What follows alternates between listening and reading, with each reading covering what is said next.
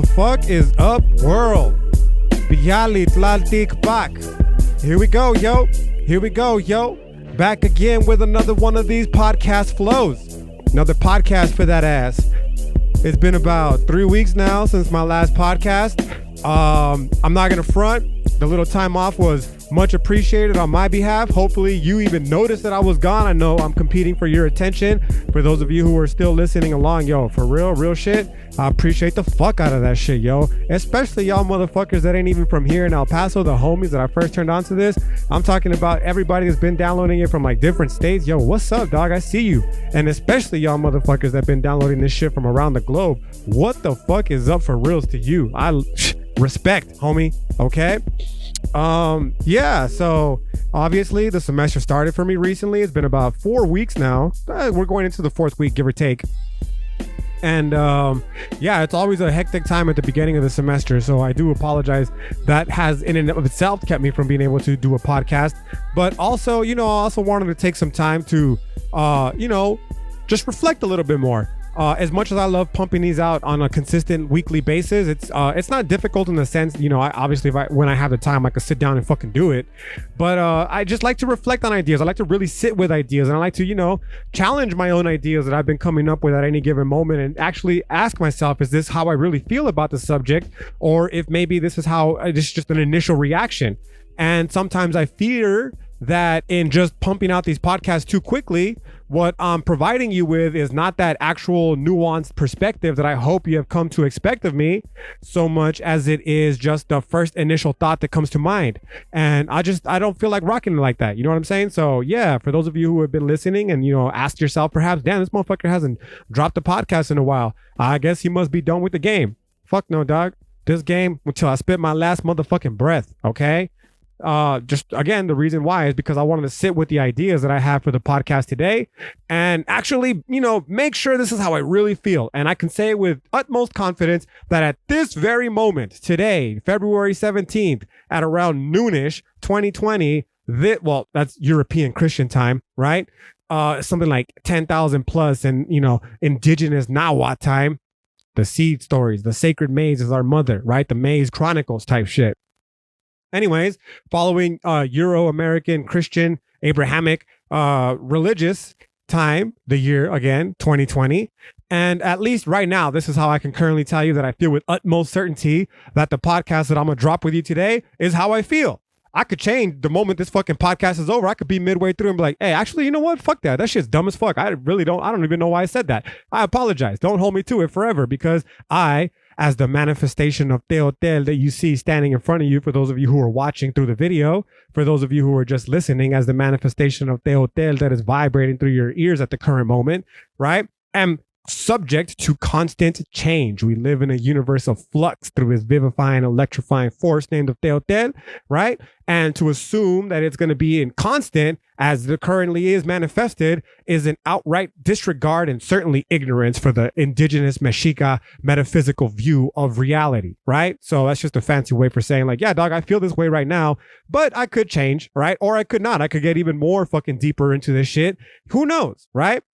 The point that I'm trying to make is that right here for today, I'm going to be discussing it's kind of taboo, okay? And I hate even qualifying it, because one of the ideas that I was fucking with these last 3 weeks that I have not podcasted is how fucking taboo it is to discuss this kind of shit, man. Now, me personally, I've always been this kind of way since I was a kid.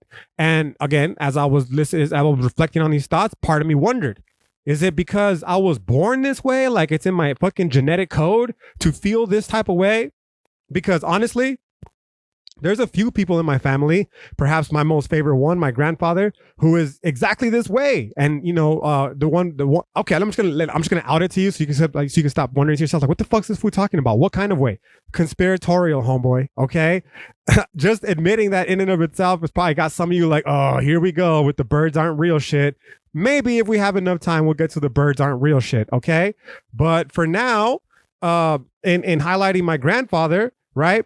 I remember my favorite one that he dropped just randomly, because my grandfather is a very stoic figure. He's the typical, the stereotypical even Indian person who, is supposed to be stoic and whatever. And, so growing up with him, it was very rare that he would even talk or show much emotion. I should say affection more specifically, right? And when he did talk to us, it was more so in a way to, set us straight, to guide us, to drop knowledge, and occasionally whip that ass, right? But so for him to just suddenly drop this out of nowhere, it was pretty fucking big deal. I have a few of these instances from my grandfather when he's done this. It's always taken us aback, right? But this one particular case, we were just sitting there. We were eating lunch. It was me, my grandmother, and I, and my grandfather, rather. Me, my grandmother, and I. Yeah, of course, I already said me.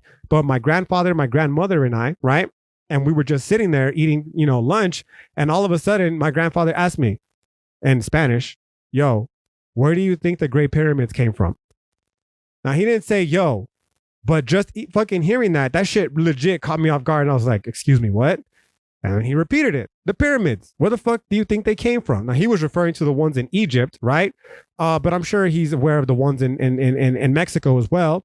But I just told him like some fucking basic shit. Because, I didn't, at this time, didn't realize my grandfather was on this wave.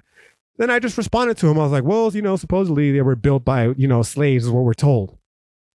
To which he hit me back right away with and you believe that? And I looked at him and I said, yeah, because I didn't want to tell him what I really believed about that kind of shit, because I didn't want him to think I was fucking weird, right? What do I think? I don't think that, it's weird to say that aliens did it, obviously, because that dismisses the efforts, if you will, of the peoples, not just of Mexico, but of Egypt and around the world, right? The indigenous peoples. It seriously undermines their capabilities and their intelligence. However, prior to getting real deep into the fucking indigenous Mexica shit, I was fucking balls deep into the aliens created human shit, right? Now that I reflect on it, see, this is we'll call this a teaching moment. This is one instance, and we're midway through the podcast. I might very well change my fucking mind, right? Well, here we go. This is one of them. Now that I think about it, it's almost as if, if you really want to get kind of technical, perhaps a little spicy with it, the identity politics bullshit, it's kind of almost like I replaced one ideology for the other. What was the first initial ideology? The fucking aliens and the Anunnaki and the creation of human beings and all that kind of, man, I was balls deep into that kind of shit. Eric Van Sertima, humans are aliens mining gold to protect their environment from a world, the sun that's becoming too hot. And that because of that, we here, the world today is still 2020. We value this seemingly not useless. Obviously it's got a variety of uses, right? But how random that gold just came to be something that we valued as people. Out of all the things that we value, right? Gold came to be the gold standard, pardon my terrible pun, right? So what this fucking Van Sertima character is saying is that the reason is because, the aliens created humans in order to help them mine the gold necessary to spray that shit off into the ionosphere to protect their earth, their environment from a warming sun. Now, pause, because again, I got to qualify it. I know it sounds crazy and conspiratorial for those of you who might be rolling your eyes, but one of the suggestions that's, surfaced by the scientific community as a means to potentially combat global warming here on Earth is to spray chemicals, fucking metals, precious metals into the sky to create something of an ionosphere that could deflect some of the sun's rays and potentially help cool the earth, right? So I know it sounds crazy and conspiratorial, and again, I hate to fucking qualify it, but like it is what it is, man, right? So going back to my grandfather, he just dropped this shit on me like completely randomly. It kind of took me aback, despite the fact that at that time, my whole life, again, seriously into this kind of fucking conspiratorial shit. And then he proceeded to say, I just don't see how they moved the stones up the river Nile, right? With just humans. Like, how is that possible? Like he was talking about how giant and massive the stones were, how perfect and precise the cutting into the Egyptian pyramid stones are, right? How much labor it would have taken to build a motherfucking pyramid with seemingly primitive tools. Like we take for granted the way that we can currently build skyscrapers in 2020 because we live in this technological world, he's saying. But at the time, like these motherfuckers were doing it with, basic I don't want to say elementary, but very primitive tools. And he just was not buying it. He said, nah, man, I'm not buying it. I'm sure humans helped, but I just don't think it was possible for them to build them on their own, right? So introducing the idea here of possible reptilian and Anunnaki type shit. I also have a fucking uncle, also love, right? Straight love for my uncle. But I remember one time we were just sitting there this is going to be a little weird because my uncle's not that much older than I to begin with, but we were sitting there kicking it, drinking and shit. I was about 16. And all of a sudden he came out of nowhere with, yo, what do you think about Planet X? And I said, what the fuck? What is Planet X? And then he went off on his whole spiel to introduce me, Planet X and Nibiru. That's where the fucking Anunnaki comes from.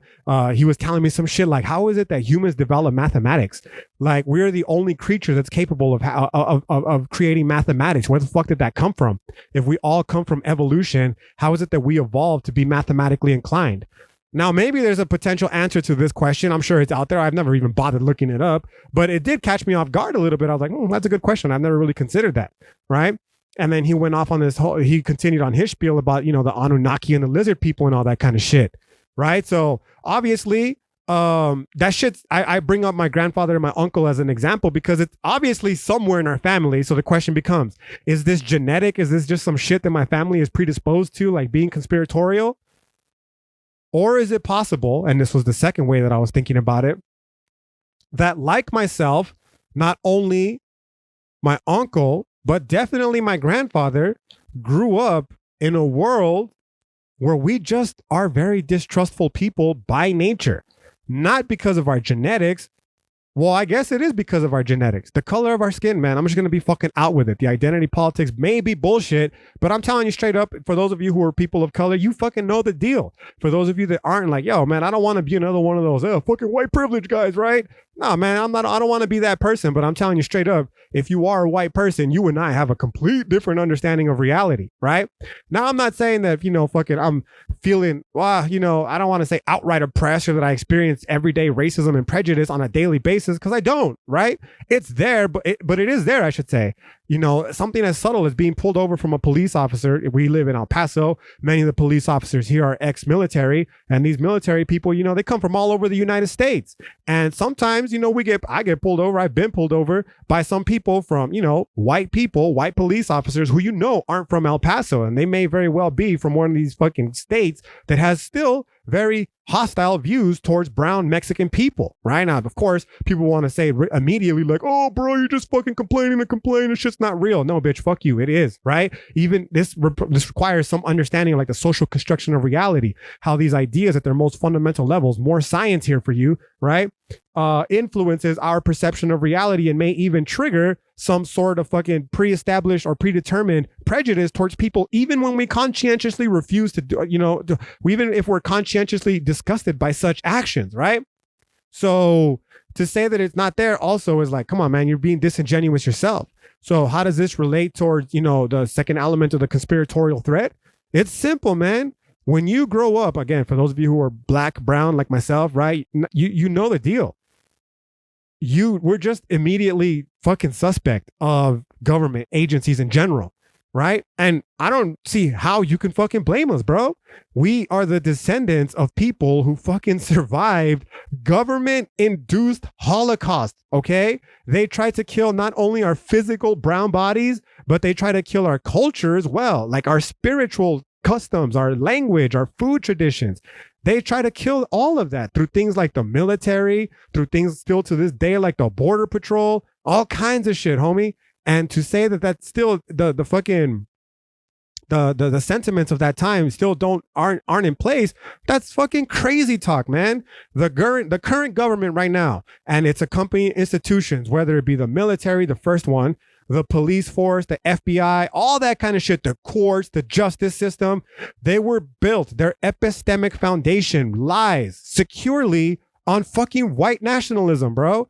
And, with that foundation in place, to assume that prejudices are going to just magically disappear because we had a fucking, a black president a couple years ago, or because I, as a Mexican, can comfortably experience life in the United States without much, Chicano, right? Without much fucking, fear. I don't want to say outright fear, at least, right? Sometimes I'm not going to lie, man. Sometimes I was just recently up in Albuquerque.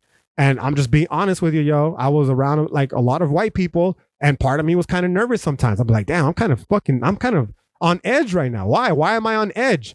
Because, bro, I'm a Chicano person, and I fucking live in a world most likely like you, again, as a person of color, that we're living in the aftermath of, again, attempted genocide, bro. And to assume that, again, those sentiments just went away because of whatever reason, it's just not, it's fucking nonsensical, bro. We know full well hateful sentiments towards people like myself, other peoples of color, towards gay people, towards Jewish people. Like, come on, man. We know that shit still exists. And to assume that it just fucking magically vanished, that it's disingenuous and it's hurtful to the cause, right?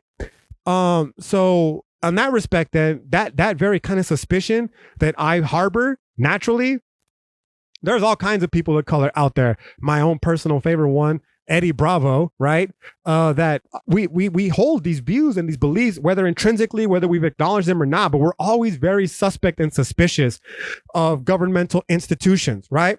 So the other part of me that I was thinking to myself is maybe these conspiratorial doubts and beliefs are just a direct manifestation of the of my socialization process of growing up, right?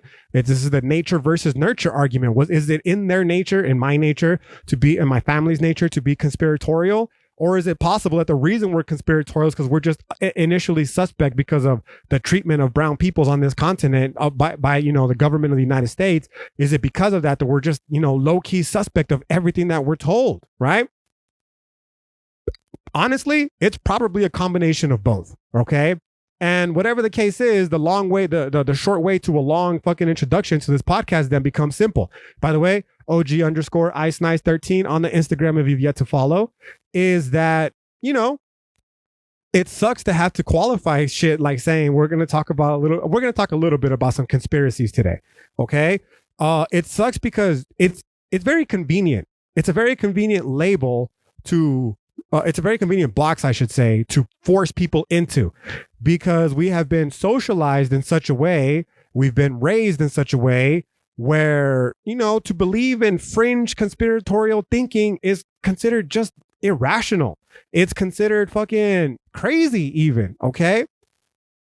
But to me personally, qualifying it everything that I just said to be, for the last 16 minutes or so on some more real shit, it seems almost absurd to not consider, conspiratorial, quote unquote, I should say at this point, conspiratorial thinking. And the reason why is because at the heart of critical discourse, at the heart of critical analysis, lies an inherently conspiratorial bent, namely towards the pre-established norm that it is that we're challenging. So it's very easy, for instance, for someone who is in the quote unquote position of power to try to dismiss any sort of critical, let's say, critique of them in general. Who them is, I don't fucking know, man. The Illuminati, the Freemasons, the lizard people. Fuck, there's so many potentials out there. It's not even fucking worth trying to mention in this particular point.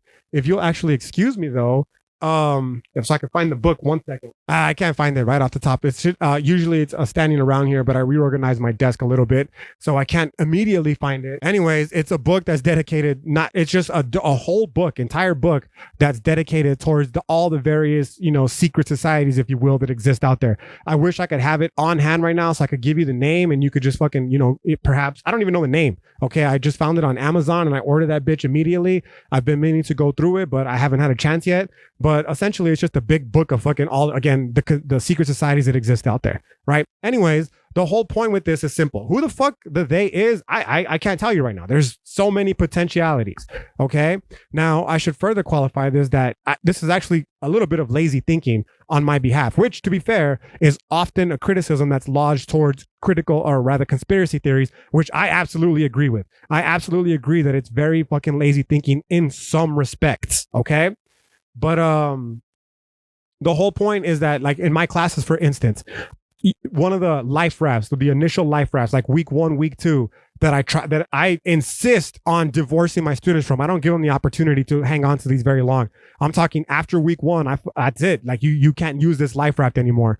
Is to immediately say that the quote unquote them is shit like the government, shit like society. We live in a society, man. Like, yeah, fuck, obviously. Okay, so that's a syllogism, bro. And we let go of those little life rafts immediately, because it's very easy. Again, it's the very same critique that I just said right now, where you just lob shit rather into a box and you just immediately discount it, and then somehow that's supposed to be the end all solution to the answer.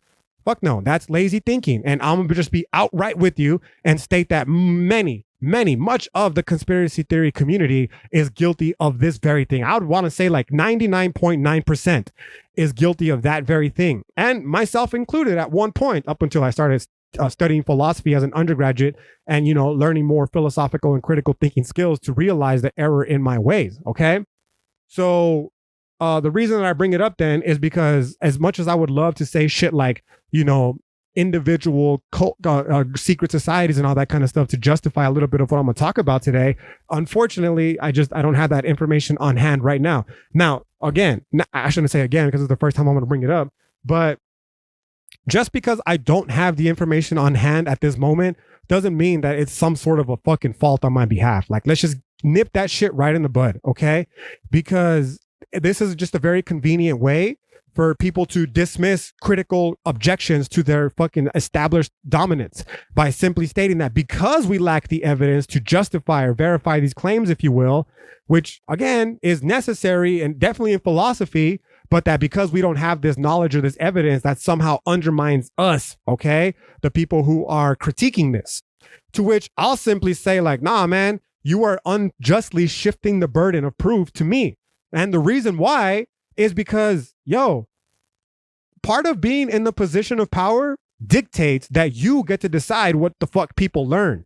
It dictates that you get to decide what people have access to, what information and knowledge people have access to. It gets to dictate that you essentially, again, another syllogism, are fucking in control, which is haunting. It is terrifying, especially that point when you start to realize, is one of the things that I try to get my students to realize very fucking early, okay, is part of the critical thinking skills. You have to understand that sometimes many of the ideas that we're going to be addressing, they're going to be ideas that you were taught to by the people in control. Who are the people in control? The government, man. Society, man. Exactly. The conspiratorial type thinking that I say, nah, we got to push back. We got to push against this and dig deeper. Okay. But in this case, like, it's fucking 100% real, bro. Let's take the public school system, for instance. Public education in general. Most of us are subjected to it out of coercive threat and force. We're forced literally out of fear of suffering potential, potential ramifications via the government, whether it's local or other, because we don't attend school or because our children don't attend school. They're trying to get that crack, that cash, for instance. I was gonna say cream and cash, and somehow crack came out, right? Nah, they're trying to get that cream that they're fucking expecting that from either our presence, our children's presence, whatever. That's a very surface level answer here, okay? Obviously, like public schools, they run off taxpayer dollars, and whenever we don't attend, whenever our children don't attend, they lose out on that. So they're going to obviously try to secure that bag one way or another, because that's how they pay the fucking bills. Like, I get that, okay?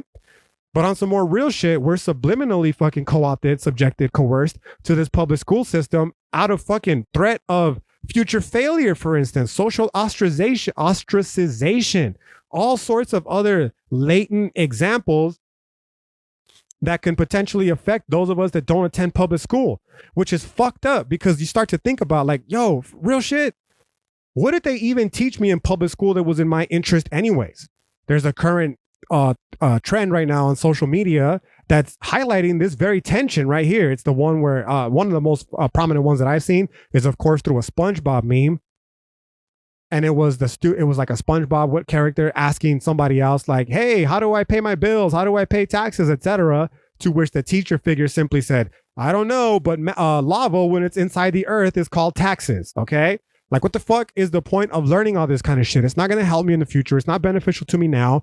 You should be teaching me some fucking real life skills that are going to be able to be transferred once I leave this fucking prison. Okay. Now, obviously, they don't do that. And why? Well, this is where the conspiratorial, quote unquote, thinking starts to come into play. Now, this ties into the previous point that I was trying to make.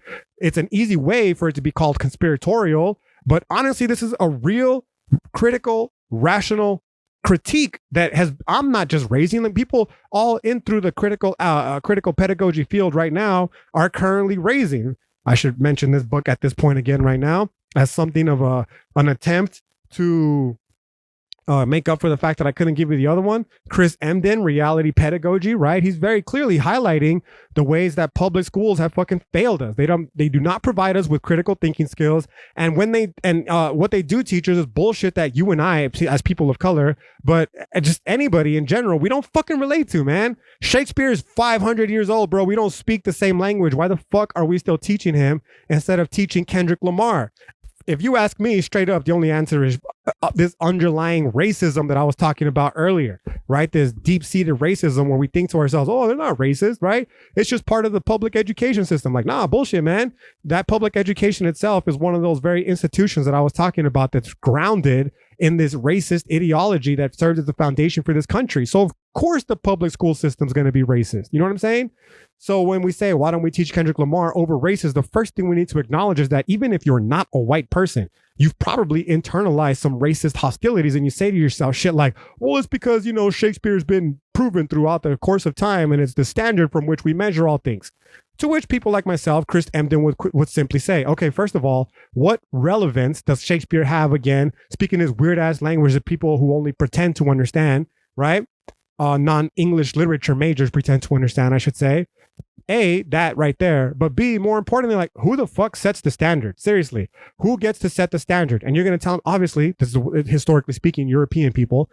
What the fuck qualifies them as being worthy of setting the standard, aside from the fact that they were the ones that were able to establish physical force and then, you know, from there parlay into all the shit that led us to this point here, being they're the ones that get to determine what is, you know, what is the standard. They're the ones that get to determine what we're taught, what we're not taught, etc. Right? So when we circle back all the way to the initial critique of the quote unquote conspiratorial thinking, it should hopefully, at least at this point, become a little bit more obvious. And that is that, of course, they're not going to give us the information that we need to be able to defend ourselves, right? Intellectually. Of course, they're not going to give us the critical thinking skills necessary to question their, you know, their hold on power. And most importantly, of course, they're going to create words like that's just conspiracy theory shit in order to keep people like myself and others from critiquing their stranglehold on our reality. In fact, this is as good a time as any to I've been wanting to do more shit with this book right here, but it's just, honestly, it's taken something of a back. It's in the back burner right now. Okay.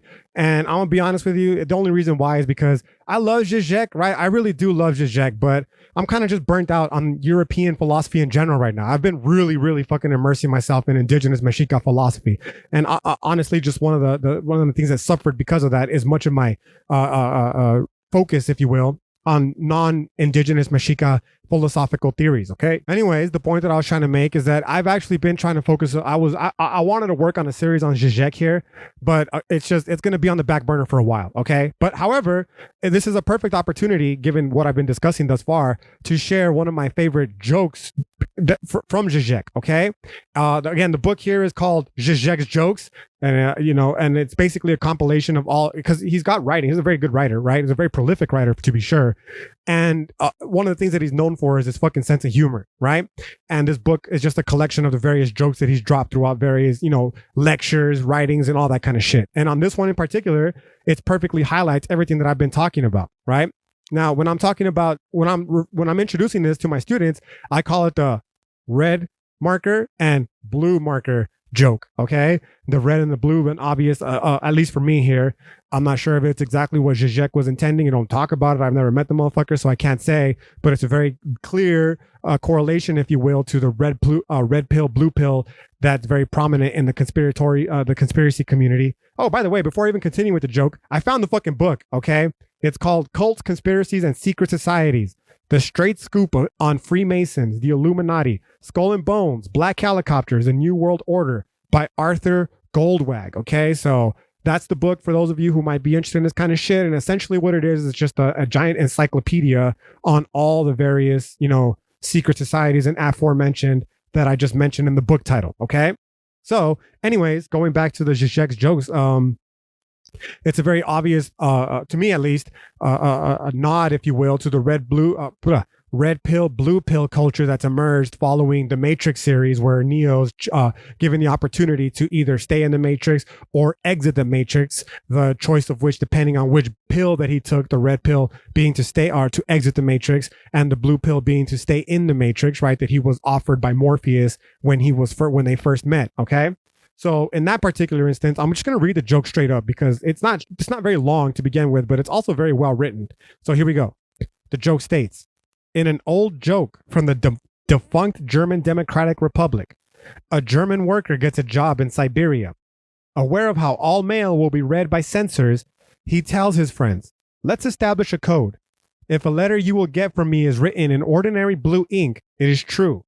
If it is written in red ink, it is false. After a month, his friends gets the first letter, written in blue ink. Everything is wonderful here.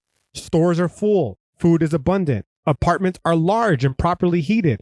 Movie theaters show films from the West. There are many beautiful girls ready for an affair.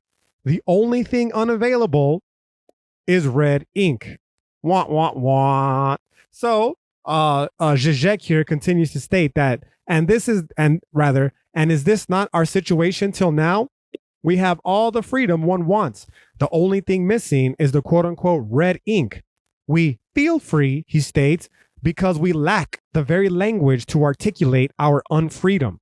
Within this lack of red ink is that today, all the main terms we use to designate the present conflict, quote unquote war on terror, democracy and freedom, human rights, etc., are false terms, mystifying our perception of the situation instead of allowing us to think it. The task today is to give the protesters red ink.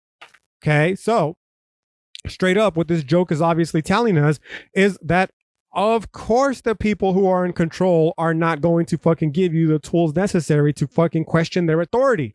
Doing so undermines their authority. And they don't want that. Obviously, it doesn't matter who the fuck the they is in this particular instance. It could be you and me if we were ever to rise to such positions of power and sought. It could be, right? I'm not saying that it will be. Most likely, probably, if we've never take a moment to sit back and examine where our beliefs and our values come from.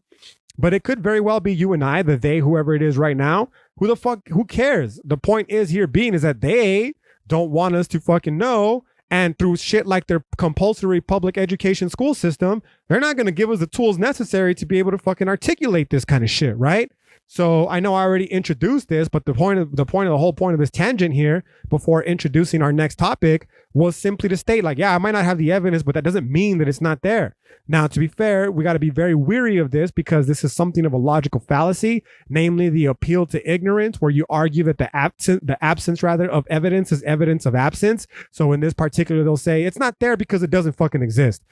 But again, you got to ask yourself, like, how the fuck do I know that it doesn't exist? There's obviously so much information that is withheld from us just as average people, average everyday working class Americans, for whatever the fuck reason, interest of national security, laziness on our behalf. It doesn't matter. There's obviously so much fucking information out there that we just don't have access to. Okay. And on top of that, there's also no doubt that there's information that people do have that they don't want us to have access to. This is the whole fucking point of shit like top secret clearances and all that kind of stuff, right? Red tape type shit where they redacted documents, freedom of information that can only go back to a certain amount of years. That's the whole point, is there's information that they simply, whoever the they is, again, don't want us to possess. So just to say that because we don't have it now currently, that it's not an issue, like, get the fuck out of here, man. This was the whole point of the Afghanistan papers. Those papers would have been really helpful 18 fucking years ago when the war started and people said, we're given the documents that said, yo, this war has been started on a false pretense. We have no information to back any of this shit up. That would have been really helpful 18 years ago. But of course, 18 years ago, the simple response would have been, the reason we don't know this is because the documents don't exist. Bullshit. They fucking knew from the very beginning that it was a fucking nonsense war, and only after the 18 years and trillions of dollars later chose to release it, right? So to simply say that the absence of evidence here entitles our people to dismiss my critique or our critique as the people who are questioning this kind of shit because the evidence isn't there. That's nonsense. They're the ones that get to determine what evidence is or is not there, and of course they're never going to give us the evidence that goes against their wishes. So with that said, the whole I have so much more that I'm going to discuss about in regards to this fucking conspiratory shit. Obviously, I mentioned at the very beginning, the whole birds ain't real shit. That's one of my favorite introductory lectures in philosophy class. So I'm going to go ahead and save that for some other time, just out of the interest of shortness of time, because it looks like I'm running up to about, I'm getting a little bit close to the hour-long mark. And there was some real shit that I wanted to talk about. And that was the current, I read an article recently, okay? And the article was referring to over 170 million Americans who have tainted water systems, essentially, right? And this article really fucked with me for a variety of reasons, the most obvious of which being that as a fucking American, it was potential, I thought to myself, that I was one of the 170 million people who are, subject to tainted, poisoned water. And the beautiful thing about this article, I believe it was on I Fucking Love Science or Science Alert on Facebook, is that it provided an interactive map for you to be able to go and research your city to see if your city was in fact one of the ones that had been tainted by the poisoned water. To which, of course, in El Paso, it was, right? Now, this is on top of the shit that we know that's already happening in Flint, Michigan, that's happening on many reservations here for the indigenous peoples. Like, we know that this is happening. But what makes it so prominent now is that it's being released on a more massive level towards the United States of America. More people are becoming aware that, dude, it's not just fucking relegated to these communities. As unfortunate as it is in these communities, this shit is happening everywhere at all times. And it's not even just through water anymore, man. It's everything, bro. Our fucking food that we eat, whatever, and talking about this kind of shit, obviously, it sounds very conspiratorial, but yo, real shit. Like, this is the reason why I like to hashtag shit like prison planet. It's an idea that was introduced to me by actually Graham Hancock. It's one of the two ideas that I'll discuss today. The second of which being this idea that these reptilian fucks, they feed off of our negative energy, and that because of that, they cause conditions purposely of suffering in order for them to have this, this source of energy for them to continue to thrive off of. Now, again, I know it sounds fucking batshit crazy.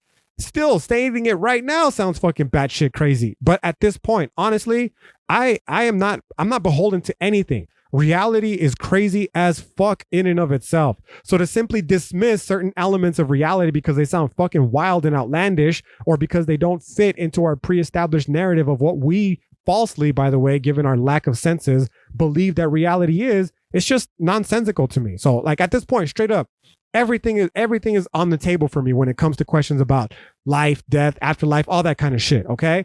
And realistically, there's no difference to me in terms of absurdity, if you will, about talking about the potential that there exist negative entities out there who have enslaved the human population and who are purposely creating fucking conditions of suffering in order to feed off of our negative energy. Like, we know energy is a real thing. Science has fucking told us. There's another article on Science Alert. I should have had it fucking on hand. But it basically states that very thing, that we can feel that energy, people's energies do exist, right? This is not completely outside of the entire realm of possibility. And when you sit back and you start asking yourself questions like I did during these last 3 weeks, like, yo, real shit, what do we really know about where we were before we were born? What do we really know about where we go when we die? Like, these are all giant fucking questions that have never been answered and probably never will be answered. Is it possible that we came from nothing into something? Or is it possible that we've always existed and continue to manifest in various iterations, or perhaps even the same one an infinitely many number of times? We don't fucking know these answers. And I'm not even at this point convinced that they don't exist. Maybe they do exist. And just like everything else, these answers are being withheld from us. You know what I'm saying? So to simply dismiss one of the potential responses to this because it doesn't fucking, again, fit our narrative, I'm not ready to make that commitment. Furthermore, on even just like the most fundamental basic level, even if it's not true, first of all, what's the difference between fucking negative energy and forces that are these reptilians that feed off of our negative energy okay, in order for them to gain their sustenance. And, you know, believing in Christian God, like a man building a raft or a boat rather, and putting two of every other animal. Like, how is that any, when you compare the two, you realize, well, damn, at face value, they both sound fucking crazy as shit, right? But of course, one has been standardized and, you know, valored in our collective consciousness around the globe, and the other one is kind of just looked upon as fringe crazy shit. They're both fucking crazy, okay? All of life is crazy is the point that I'm trying to fucking establish here. You know what I'm saying? So at the very least, like maybe at the very, very fundamental level, this is just some straight bullshit. And like the Bible and every other religious tale, it's just another fucking fairy tale. Okay, cool. Like I accept it. I embrace these stories at that very level. Like they're fucking fun to look into. Maybe there's nothing beyond the surface level, but at the very least, it beats reading fucking Jordan Peterson or Twilight. You know what I'm saying? Like, they're just fun shits. They're fun ideas to engage with, something to break from the humdrum of everyday life, especially in academia, where all everyone wants to talk about is bullshit identity politics. You know what I'm saying? Anyways, so the whole point about this was, as I was fucking, you know, looking into this kind of shit, the prison planet, like, honestly, man, it's hard to argue, not hard to argue, but it's hard to not feel as though, yo, straight up, for reals, we fucking might very well be living on a prison planet, a planet where, you know, we're thrown into these conditions of suffering, knowing full well, this is the crux for me. This is the crux for me, okay? Knowing full well that the conditions exist for us to completely fucking change it. Like, we are in America one of the wealthiest nations that's ever existed. It is entirely within our means to be able to fix shit like the infrastructure of the country that is providing tainted fucking water to 170 million people on this fucking, in this country alone. It's entirely within our fucking potential to build countries, not bomb them to fucking oblivion. It's entirely within our fucking means to be able to fix the food that we eat so that it's not poisoned and that we don't fucking get shit like cancer because of all the chemicals that we're constantly subjected to, whether it be in food, water, or other life necessary fucking basic necessities. You know what I'm saying? And yet we don't. Like, we just don't, for whatever reason. In fact, it almost seems, at least from a critical perspective, as if this shit is on purpose. Like, I hear people talk about this that aren't even into conspiracy theories. They ask themselves questions like, why the fuck is a salad so expensive when I go to a fast food joint, but I can buy a cheeseburger for a fucking $1? You can buy a cheeseburger for $1, but maybe we should ask ourselves, why the fuck can I afford a cheeseburger for $1? What is in that burger? What is in the bread? What is in the lettuce? All that kind of shit. And of course, obviously, once we start going down that rabbit hole, we realize, well, fuck, not good shit. Not good shit at all. To which the question becomes like, are they doing this on purpose, or is it just a result of capitalism? Who cares? They're both fucking bad. And ultimately, at the end, they lead to the lack of quality and potential even death of people and as they experience this life, right? So greater questions emerge here. Questions like, okay, is life really intrinsically valuable? Or am I, as an American, nothing more than another fucking piece of cattle, the likes of which that you find in these factory farms that are being ilked for every fucking fundamental essence of their existence in order to extrapolate as much wealth and resources from? You know what I'm saying? The poor cow that is constantly being kept pregnant in order to ensure that it's fucking able to deliver milk. And then after it's no longer viable, fucking thrown face first into a meat grinder to ensure that it could be mashed up to a cheeseburger that you could sell to somebody for a fucking $1 at McDonald's. You know what I'm saying? Like, we can change all of that, and we simply don't, you know? And it makes me wonder, like, well, why? Is it really because, you know, again, capitalism? Is it just all about making the buck?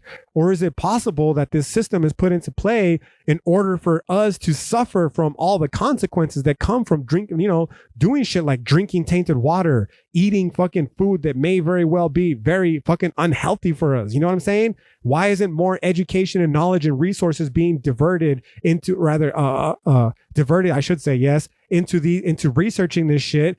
And instead, what they're doing is they create laws to keep us from fucking even trying, you know, from ever figuring this kind of shit out. We can't film in a factory farm, for instance. We'll get accused of eco-terrorism. Like, what the fuck? Why is that even something that is possible in what's supposed to be the freest country of the world? You know what I'm saying? And that's where I get to the next point, which is the the seeming needless suffering. We can change it, but we don't. And is it possible? Because again, they just don't want to. Whoever the they is, what I'm thinking to myself. So I'm reading here off the notes that I actually did create. So I apologize if you see me, for those of you watching on the YouTubes or whatever.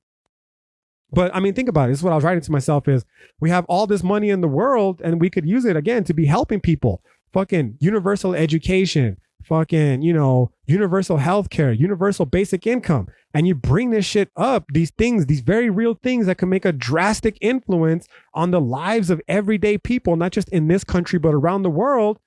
And we're fucking called communists for wanting to do so by the very people that taught us what the fuck communism is. Well, what we think communism is, because obviously they're not going to teach us the real shit about what communism is, right? Just what's ever convenient to them. That's not a plug for communism, I should state. It's just a simple acknowledgement of the fact. And, in calling us a communist, it's the same as calling us a fucking conspiracy theories. It put us in this fucking box where we're no longer able to critique and fucking ask questions about why we're even in this box in the first place. What makes up the box? That's the whole point where this idea is coming from. And, I move on to talk about how I understand the financial incentive. Okay. But when we start thinking about it, when I was thinking about it, I should say, in terms of financial incentive, it just appeared to be very earth-centric to me, okay? It's earth-centric in the sense that I say we, but, the people, the bourgeoisie, the people that own the means of production, if their goal is profit motivation, and if what we're told about space, for instance, is fucking true, why the fuck would they not be diverting those funds towards trying to get to outer space where all these potential fucking minerals that we're currently mining here from Earth exist? They talk about how asteroids are made of diamonds and how they're made of all kinds of precious stones and materials. Why don't they divert the space funds in order to try to find that shit? Why must they insist to continue to destroy this Earth that we're currently living on? You know what I'm saying? And especially if those resources that come from outer space offer the potential for so much reward that's already that what's already here on this planet. Now, obviously, from here, you get into more complex questions like the military industrial complex. Like, it's obvious that shit's a racket. There's been plenty of fucking generals that have fucking coming out and said this, presidents of the United States that have been warning, like, yo, you got to watch out for this shit, man. So you can't discount the role of that. The prison industrial complex comes in where you find these countries, Mexico being the latest one, the lithium deposits that were just recently discovered there, that have all these precious minerals that, these companies base their entire income on. And then you just fucking bomb them to smithereens and you send the military industrial complex in and you literally kill it on two fronts. The first of which being you get to mine all the minerals, and the second of which being you get to keep the prison industrial machine rocking and rolling. You know what I'm saying? So there's definitely that part. And then all the other ensuing, repercussions and ramifications that come from that very action that we've observed as part of the core of this country, the imperialistic aspects here, right? But it strikes me as odd, as like, well, why would the fuck wouldn't they divert those, at least some of those funds? Because obviously it's like they're operating with a blank check when it comes to taxpayers' dollars towards trying to fund space forces, for instance, as to be fair, they're currently doing, but I believe for different reasons.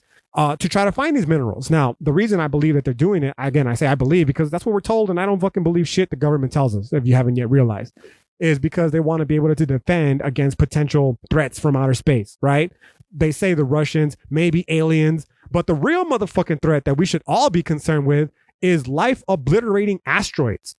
The explosion of the sun. Like, that's real shit from outer space that we should be concerned with, and yet not one fucking mention of diverting any of our scientific sources, any of our money towards defending from that kind of shit, which also strikes me as odd because there's only one of two possibilities as to why that I've come up with. Let me see. I make sure I got all this. Yes. Okay. So here we go. Before I continue with this one particular, the two potential options, I want to clarify the fact that maybe they might say that traveling to these asteroids and fucking, traveling to other planets is out of our reach. But honestly, if we follow the logic of what I've been telling you so far, that's only because that's what they're telling us. So what I mean by that is, dude, it's very possible, very, very much possible that these motherfuckers have the technology to be able to travel to other planets, that they have the potential, the fucking whatever, the technology to be able to land, entire colonies on an asteroid and mine it for all of its resources, to break it up into small, I don't fucking know. There's fucking so many potentialities, right? And they just don't tell us for whatever reason. Interest of national security or the highly, conspiratorial being. Of course, they're not going to tell us. They want us stuck on this planet. It's the prison planet. You know what I'm saying? Where they get to extract all the resources from us, from the material and the spiritual sense. I don't fucking know, okay? All I know is that I only know what is made available to us. And even then, only what I research, because what the fuck, whatever else I don't research exists somewhere out there in the potential world of things that, could perhaps sway my beliefs right now on this matter. Like I said, it's not static. It's always subject to flux and change, right? So I might come back in a week and be like, oh, that shit I talked in episode 32, bunk that shit because it's bullshit. Or I might come back again and be like, yo, I got some more shit, all right? The point is, I can only go based off of what I know, right? And in thinking that, the only two possibilities that I came up with as to why they wouldn't fucking want to get us off this fucking planet in the face of a potential asteroidal impact that could set us back to the fucking Stone Age, right? Or the sun exploding that could take any trace of human existence with it, and perhaps even sentience in the entirety of the universe with it, is because these people, the people that control these kinds of decisions, they're either fucking fatalists, like nihilists, straight up nihilists, and they don't have any fucking care about the earth or the future. They're living for the fucking right now. And as long as they personally can fucking maximize all the profits that will allow them to benefit under this capitalist society that we live in to the max, who the fuck cares? Because they know they're going to die, and that'll be the fucking future generations' problems to deal with, right? So that was one possibility. And the second one, the more quote unquote conspiratorial one, is that maybe, just maybe, these motherfuckers know that this shit's gonna happen, and they can give a motherfuck less. Not because they're nihilist and fatalist, but because they know it's not going to affect them at all whatsoever. Because they have the technology that will be able to ensure that when the sun does explode, or when the fucking asteroidal impact that fucking causes all life on Earth to end comes, they'll have the fucking means necessary to either weather the storm here on Earth or simply find themselves in another fucking dimension, another fucking universe, another planet. Like, who knows? Again, it sounds crazy as fuck. I get it. But it's no more crazy than the fact that we're fucking listening to a podcast, that I'm podcasting, that we're existing, period. All of reality is crazy as fuck. And to ever limit it, again, because it doesn't coincide with what we've been told, I'm just not willing to make, I'm not ready to make that fucking commitment. Maybe one day I'll go deep enough the rabbit hole and I'll get scared as fuck and, commit myself to an ideology that will just offer me some sort of peace of mind so I can comfortably sleep at night. Or maybe I won't. Who the fuck knows? All I know is it's fucking weird when you start to think about how many different cultures throughout the entirety of human existence have talked about this very thing. One of my first introductions to this idea about a constant life-ending cycle was the Kali Yuga from Hinduism. Yes, the Kali Yuga from the Hindu tradition of philosophy in general, but certainly their religion. It talks about how the earth goes through these fucking 4 cycles constantly. It's a cycle of birth, progress, and there's 4 of them. I forget. I didn't spiff you up. I should have. Just came to the top of my dome, right? But it's the progress of essential birth of a civilization, like the universal consciousness, even, and then the progression from step 2 to step 3, and then the ultimate collapse. It's just part of the cycle. The fucking cycle ultimately always collapses. In fact, I want to take it as an opportunity to give a shout out to fucking here the Kali, right? The Kali Yuga, as demonstrated by the 8 hands specifically. It was actually before I got into my indigenous shit. I was heavily into Hindu philosophy. And the reason was because I realized some of the things that they fuck with, some of the ideas that they fuck with, they're actually reverberated in Nawa philosophy. So you ask yourself, like, how the fuck did a culture from the subcontinent of East Asia and a fucking culture from the here on Central Turtle Island. How the fuck did they come up with similar ideas? Not entirely similar. There's a lot of divergence, but the quote unquote infinite gods that exist in Hinduism and the quote unquote different gods that exist in Nawa philosophy. Like, nah, dog, they're talking about the same shit. It's kind of a monistic interpretation of a god in general. It just manifests itself in Nawa philosophy through Teotel, right? In various forms and incantations that we can use to explain certain features of reality. So again, more of that freaking crazy conspiratory connection, whatever.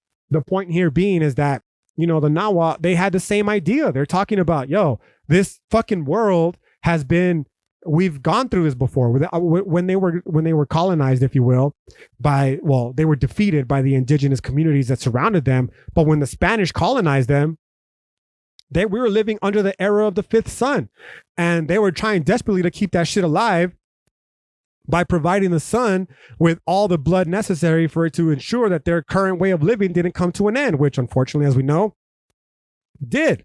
Okay. And it's not just them. There's different shamanic cultures.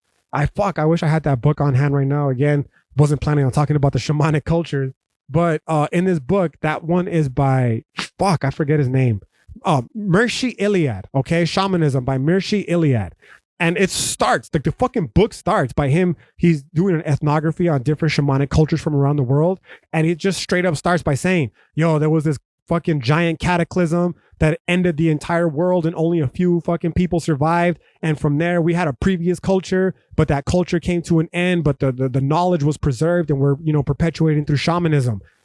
Sounds crazy as fuck. But going back to the homeboy Graham Hancock, he's doing the research right now, and he may very well be finding, like, dude, this kind of shit, there may very well be archaeological evidence to prove it. You know what I'm saying? So how it relates to this whole podcast, the idea is simple, man. We're told that, this is time. This is where we've been. This is where we come from. This is the story of the universe up to this point. This is the story of humanity up until this point. Bro, we were taught that shit in public schools. The very public schools that we know that lied about shit like Christopher Columbus, that lied about the fucking foundation of his country. Like, if they lied about that, why do I have any reason to believe anything that they have fucking told me? Again, just by virtue of being a brown person who knows full well that everything they taught me was a fucking lie about my ancestors, about how I came to be here as a Chicano in the United States of America. Like, what the fuck else could they be lying about? There's no credibility. You know what I'm saying? So obviously this last part is at my most conspiratorial, but seriously, right? Who the fuck knows? We only have the information to go off of that we've been provided with. Okay. So when it comes, I'll end it with this. And then hopefully next time, whenever I do another one of these bitches, I'll talk about the whole birds ain't real type shit. Right. But, for now, I guess the central fundamental point of the podcast was just to realize that, when it comes to this quote unquote conspiratorial thinking, it's very dismissive for sure. But it's also not only just in the sense of like, it makes you look like a crazy person. Okay, sure, maybe, right? But more importantly, it's something that I think needs to be addressed because ultimately, I feel as though it does nothing more than limit our collective understanding of reality, which to me personally, that's the biggest travesty. I just want to know, it's why I'm a philosopher, man. It's probably why you're listening to this bitch in the first place too, because you're almost probably the same.